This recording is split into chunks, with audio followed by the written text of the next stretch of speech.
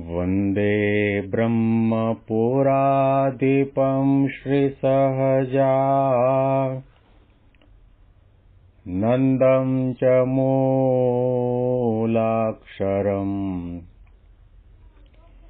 श्रेयस्कारणसद्गुणैकनिलयम् श्रीप्रागजिह्वावत ब्रह्मोपासनधारकं गुरुहरिं यज्ञं तथा योगिनं प्रत्येवं प्रमुखं महन्तमनिशं श्रेजे स्वरूपं मुदा। મહિમાનો મહિમા પ્રવચન માળામાં આજે 4 ફેબ્રુઆરી 2025 મંગળવારના દિવસે તમામ સંતો હરિભક્તોને મારા સાષ્ટાંગ પ્રણામ. જય સ્વામિનારાયણ. હેપી વચનાવૃત દ્વિશતાબ્દી મહોત્સવ. હેપી પ્રમુખ સ્વામી મહારાજ શતાબ્દી મહોત્સવ. અંત્યના 24મા વચનામૃતમાં સદગુરુ મુક્તાનંદ સ્વામીનો પ્રશ્ન આપણા જેવા સત્સંગી અને સાધુઓની આંખ ખોલવા વાળો છે. મુક્તાનંદ સ્વામી મહારાજને પ્રશ્ન કર્યો,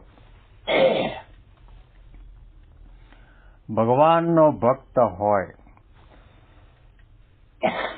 એને અક્ષરધામની અંદર ભગવાનની સેવામાં અખંડ રહેવું હોય, એ ભગવાનની સેવાની પ્રાપ્તિના કયા સાધન છે? કેટલો ધ્યેય પરિશુદ્ધ છે, સ્પષ્ટ છે, પારદર્શક છે? આ પ્રશ્નની અંદર ધ્યેય સમાયેલો છે. આ પ્રશ્નની અંદર મુમુક્ષુતા સમાયેલી છે. આ પ્રશ્નની અંદર આત્યંતિક કલ્યાણ પામવાની અને ભગવાનની સેવામાં રહેવાની તમન્ના સમાયેલી છે.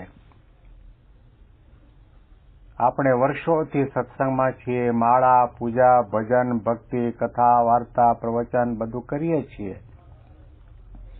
આપણો ધ્યેય સ્પષ્ટ છે ખરો? માળા કરતી વખતે, દર્શન કરતી વખતે, દંડવત પ્રણામ કરતી વખતે,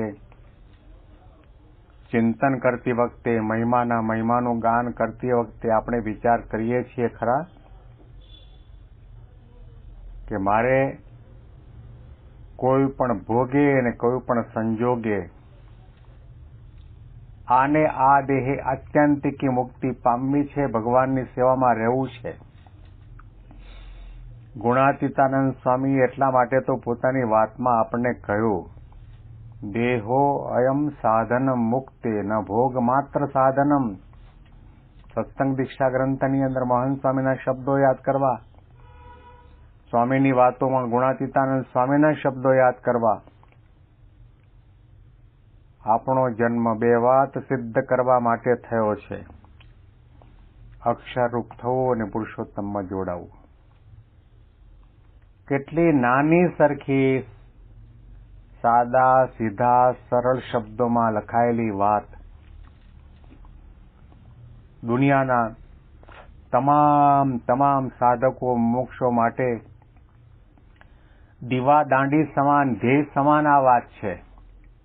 શાસ્ત્ર માત્રનો સાર છે. અક્ષરરૂપ થવું અને પુરુષોત્તમમાં જોડાવું. એના માટે માળા છે, એના માટે પૂજા છે, એના માટે દંડવત છે, એના માટે સત્સંગ શિક્ષણ પરીક્ષા છે, એના માટે રવિ સભા છે, એના માટે એકાદશી છે, એના માટે વ્રતો છે, એના માટે સમય અને ઉત્સવો છે, એના માટે પરાસભા છે, અને એના માટે જ ધર્મનું પાલન કરવું, મનગમતું મૂકવું, સંસ્કૃત ભાવ અને એકતા રાખીને સત્સંગમાં સેવા ભક્તિ કરવા. ધ્યેય વગરનું આપણું કોઈ પણ સાધન છે એ સાધ્ય સુધી પહોંચાડતું નથી. નિશાન તો નક્કી કરવું જ પડશે. નિશાન ભૂલાઈ જાય છે, ધ્યેય ચૂકી જવાય છે, દિશા બદલાઈ જાય છે. દોડતા તો રહીએ છીએ. ગઈકાલે જે સ્પીડમાં દોડતા હતા એના કરતાં આજે ડબલ સ્પીડમાં દોડીએ છીએ અને આવતીકાલે ફરીથી એનાથી 3 ગણી સ્પીડમાં આપણે દોડવાના. પણ કઈ દિશામાં જવાનું છે, કઈ દિશા તરફ દોડવાનું છે, દોડવાનો હેતુ શું છે એનો આપણને કોઈ ખ્યાલ નથી. ઘણી વખત જોવા જઈએ તો આપણી સાધના, પૂજા, પાઠ, દર્શન, દંડવત, દાન, ધર્માદો, પ્રયાગની યાત્રા બધા લોલમ લોલ થતું હોય છે. નિશાન જ નક્કી નથી હોતું. જેનું નિશાન નક્કી નથી, જેનું ધ્યેય નક્કી નથી, એ ક્યારેય પણ પોતાના ડેસ્ટિનેશન ઉપર પહોંચવાનું જ નહીં.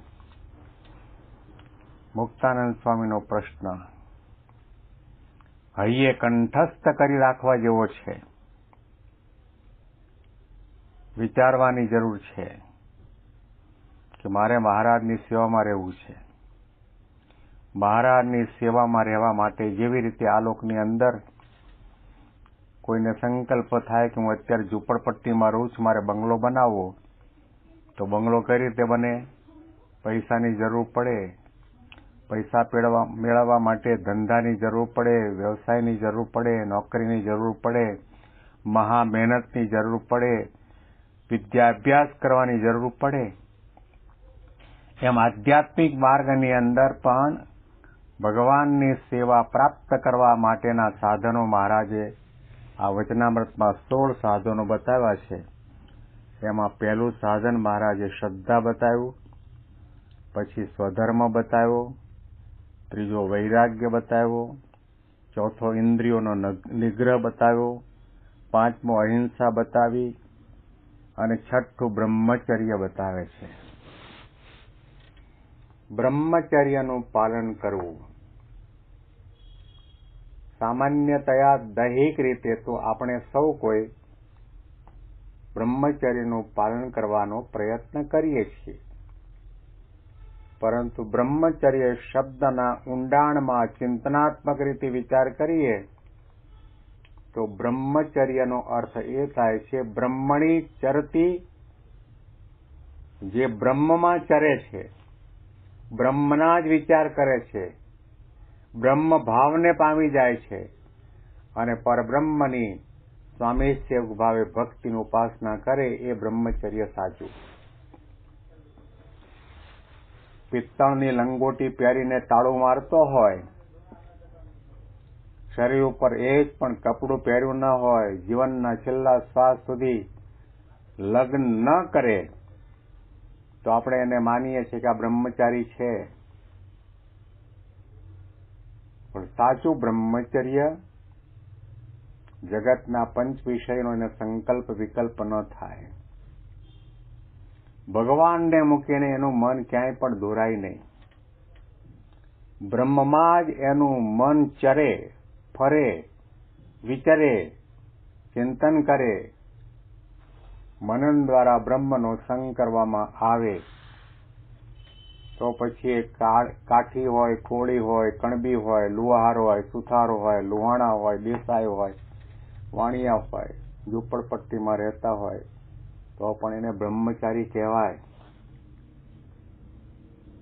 ભગવાનને રીઝવવાનો સંકલ્પ હંમેશા માટે રહ્યા કરે એ બ્રહ્મચારી. ભગવાન સંબંધી ક્રિયા કરે એ બ્રહ્મચારી. ભગવાનનું ગમતું કરે, એની રુચિ રસ અભિપ્રાયમાં ભળી જાય, એના સિદ્ધાંતને અનુસરે એ બ્રહ્મચારી. ભગવાનને કરતા હરતા માને એ બ્રહ્મચારી. શારીરિક રીતે દેહે કરીને બ્રહ્મચર્ય પાળવાનો પ્રયત્ન કોઈ કરતા હોય તો સારું છે, એમાં ના નથી. પણ કદાચ એ બ્રહ્મચર્યની અંદર આરપાર ઉતરી જાય પણ ભગવાનના પ્રગટ સ્વરૂપમાં પ્રતીતિ ન આવી, એમાં શંકા કુશંકા થઈ, એમાં મનુષ્ય ભાવ આવ્યો તો સમજવો કે એ બ્રહ્મચર્ય કોઈ કામનું નથી. શ્રીજી મહારાજે વચનામૃતમાં એટલા માટે કહ્યું, નૈષ્ઠિક બ્રહ્મચારી હોય, ત્યાગે યુક્ત હોય, તપે યુક્ત હોય, પરંતુ ભગવાનના સ્વરૂપની અંદર જો મનુષ્ય ભાવ આવ્યો, તર્ક વિતર્ક થયો, શંકા કુશંકા કરી, અવગુણ આવ્યો, અભાવ આવ્યો, તો એના નૈષ્ઠિક બ્રહ્મચર્યનું કોઈ ફળ નથી. અને એવો પ્રકારનો નૈષ્ઠિક બ્રહ્મચારી હોય, નગારા ઢોલા વગાડતો વગાડતો નરકમાં જાય. બ્રહ્મચર્યનું પાલન કરવું એટલે કે ઇન્દ્રિયો અંતઃકરણને કાબૂમાં રાખવા, ભગવાનના પ્રગટ સ્વરૂપની અંદર ક્યારેય પણ સંકલ્પ વિકલ્પ થવા ન દેવો. સાધુ હોય તો સાધુના નિયમ, હરિભક્ત હોય તો હરિભક્તના નિયમ, એ નિયમ પ્રમાણે રહીને સેવા ભક્તિ સત્સંગ કરે. કારણ કે આધ્યાત્મિક માર્ગમાં બ્રહ્મચર્યનું ખૂબ જ મહત્વ છે. શ્રીજી મહારાજે કહ્યું કે કામી, ક્રોધી, લોભી આ બધા દોષો છે ને, એ મનુષ્યને ક્યારેય પણ ઊંચા આવવા દેતા નથી. કામનો વિકાર, ક્રોધનો વિકાર, લોભનો વિકાર, માનનો વિકાર, ઈર્ષાનો વિકાર, કે જેણે કરીને ભગવાન સામે બેઠા હોય, એનું દર્શન કરતા હોય, એની પગચંપી કરતા હોય, તો પણ 100% એને સેવા ન કહેવાય, 100% એને દર્શન ન કહેવાય. સંકલ્પ માત્રને પડ્યા મૂકીને, દેહભાવનો ત્યાગ કરીને, નિષ્કામ ભાવે કરીને, મહિમાથી, પ્રેમથી, ઉત્સાહથી, ઉમંગથી એનું દર્શન કરવામાં આવે, સેવા કરવામાં આવે, ભક્તિ ભજન કરવામાં આવે, તો પછી આપણી સાધના સાચી. અને અનુસંધાનમાં વિશેષ વાતો આપણે આવતીકાલના પ્રવચનમાં સાંભળીશું. તમામ સંતો હરિભક્તોને મારા સાષ્ટાંગ પ્રણામ.